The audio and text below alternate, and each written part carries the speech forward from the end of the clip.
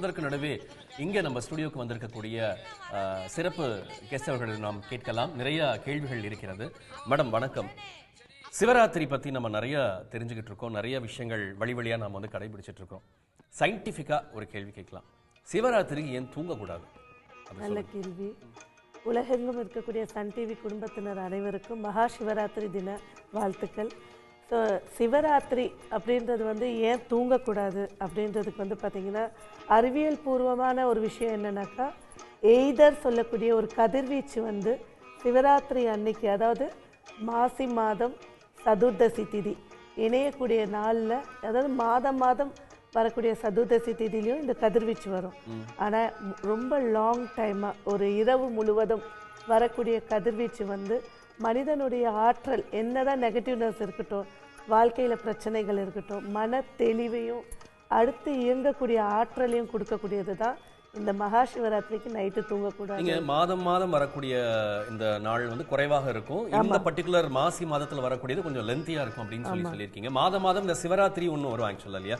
பிரதோஷத்துக்கு அடுத்து வரக்கூடிய மாத சிவராத்திரி அந்த நாள் எப்ப வரும்? கண்டிப்பா.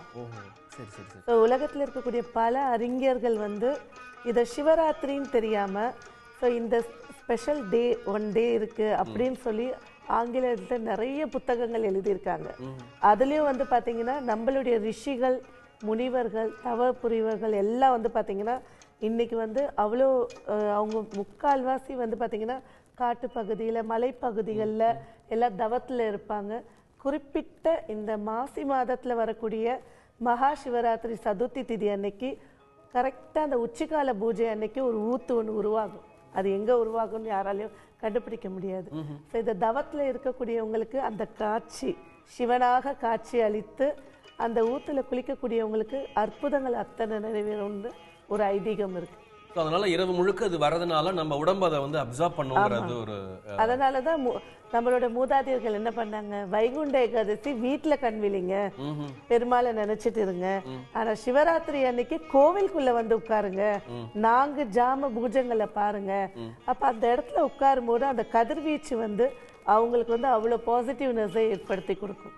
4 காலம் 6 காலம் அப்படிங்கிற சந்தேகம் கூட இருக்கு இல்லையா? 4 6ங்கிறது எது மிக சரியான இது? 4 காலம் போதுமா, இல்ல ஒவ்வொரு காலத்துக்குமான இடைவெளி எவ்வளவு இருக்கணும் அப்படிங்கிறது ஏதாவது கட்டுப்பாடுகள் இருக்கிறதா? 6 கால பூஜை அப்படிங்கிறது வந்து பாத்தீங்கன்னா பொதுப்படையா பழமையான கோவில்கள்ல காலையில விஸ்வரூப தரிசனம் தொடங்கி இரவு பள்ளியறை பூஜை வரைக்கும் முடிக்கிறது தான் 6 கால பூஜைகள். தினப்படிக்கு. அதே போல 4 ஜாம பூஜைகள் அப்படிங்கிறது வந்து பார்த்தீங்கன்னா இந்த சிவராத்திரி அன்னைக்கு, அதாவது சதுர்தசி திதி தொடங்கி மாலையில், அதாவது ஒரு சில கோவில்களில் நேரங்கள் வித்தியாசப்படலாம். 6 மணிக்கு தொடங்கி ஒரு ஜாமமும், 9 மணிக்கு தொடங்கி ஒரு ஜாமமும், 12 மணிக்கு தொடங்கி ஒரு ஜாமமும், 2 மணிக்கு தொடங்கி ஒரு ஜாமம்.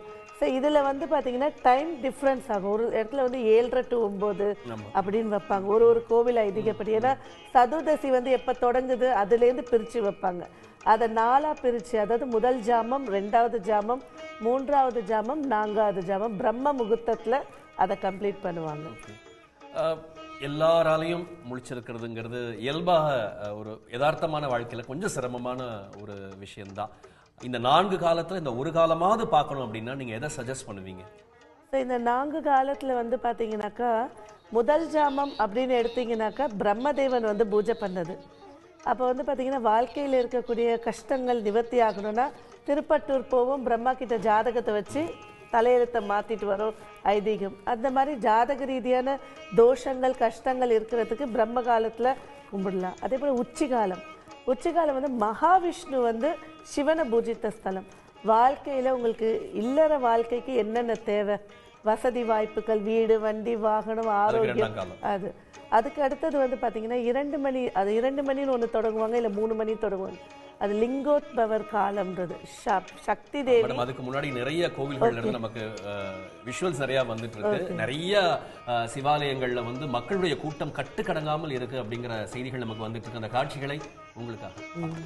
சிவ வழிபாடு என்பது ஒவ்வொருவருக்கும் ஒவ்வொரு விதமாக இருக்கிறது. அண்ட பெருவழியை அறிந்தவர்களுக்கு, அதை அறிந்து கொள்ளும் விஞ்ஞானிகளுக்கு உருவும் அல்ல வெளியும் அல்ல, ஒன்றை மேவி நின்றதல்ல என்கின்ற தத்துவ பொருளாய் சிவபெருமான் இருக்கிறார்.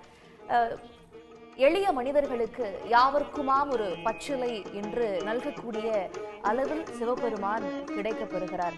இப்படியாக சிவபெருமானின் வழிபாட்டு முறைகள் விரிந்திருக்க அது பற்றிய சிறப்புகளை மென்மேலும் நமக்கு தருவதற்காக சீர்காழி சிவ சிதம்பரம் இணைந்திருக்கிறார். சிவபெருமான் மாசி மாதத்தில் வருகின்ற சிவராத்திரியில் மகா சிவராத்திரி என்கிறோம். பிற நாட்களிலும் சிவராத்திரிகள் இருக்கின்றனவா என்றால் இருக்கிறது என்பதன் ஒரு அடையாளமாகத்தான் மாசி மகத்தில் வருகின்ற ஒவ்வொரு ஆண்டும் மாசி மாதத்தில் வருகின்ற சிவராத்திரியை மகா சிவராத்திரி என்று போற்றி வணங்கி பாடி மகிழ்ந்து கொண்டாடி கொண்டிருக்கின்றோம். ஒவ்வொரு ஆண்டும் மாசியிலே வரும் மகா சிவராத்திரி அன்னை உமையவள் நமக்கென இறைவனையே தொழுத சிவராத்திரி. ஒவ்வொரு ஆண்டும் மாசியிலே வரும் மகா சிவராத்திரி அன்னை உமையவள் நமக்கென இறைவனையே தொழுத சிவராத்திரி.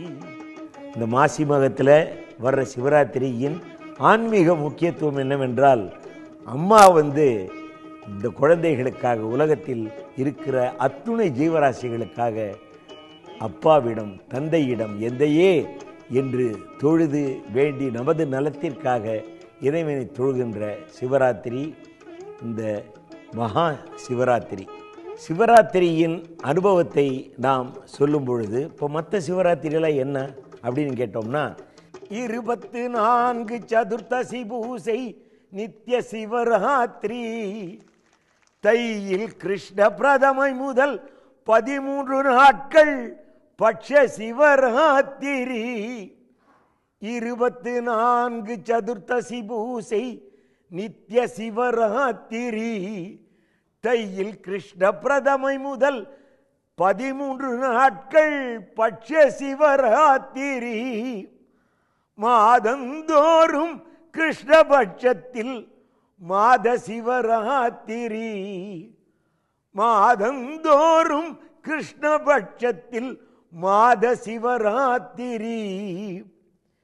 60 நாழிகை சோமவார அமாவாசை யோக சிவராத்திரி.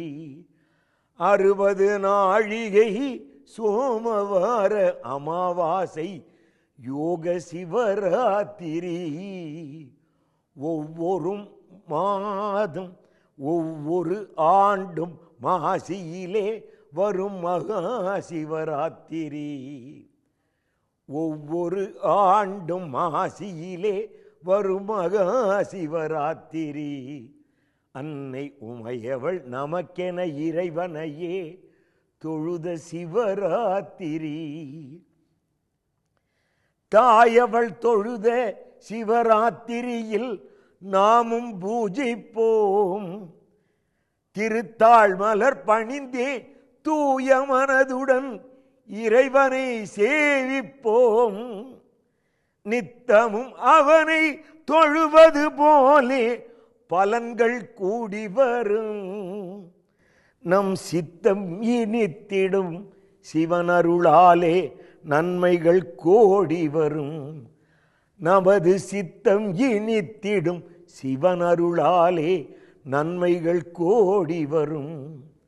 ஒவ்வொரு ஆண்டும் மாசியிலே வரும் மகா சிவராத்திரி அன்னை உமையவள் நமக்கென இறைவனையே தொழுத சிவராத்திரி.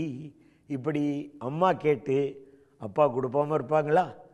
தாயே நமக்காக, உலக மாதாவே நமக்காக பிரார்த்தனை செய்து, இறைவனிடம் பிரார்த்தனை செய்து அருளை பெற்று தருகின்ற ஒரு திருநாளாக இந்த மகா சிவராத்திரி திருநாள் மாசி மாதத்திலே உலகமெங்கும் கொண்டாடப்படுகிறது. இந்தியாவில் வட எல்லையில் இருந்து வடக்கிலிருந்து தெற்கு வரை அது கொண்டாடப்படுவதை நாம் அறிவோம். உடனுக்குடன் செய்திகளை தெரிந்து கொள்ள சன் நியூஸ் பெல் ஐகானை கிளிக் பண்ணுங்க.